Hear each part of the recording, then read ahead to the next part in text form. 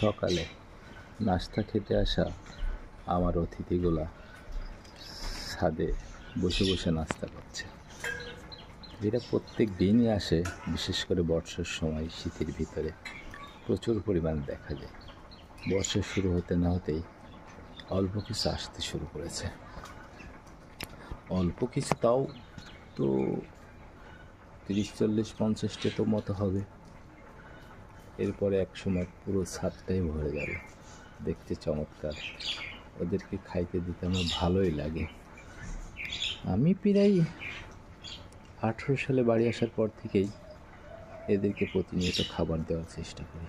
সবাই আমার জন্য দোয়া করবেন, পাখিগুলোর জন্য দোয়া করবেন, ওরা যেন ভালো থাকে, সুস্থ থাকে।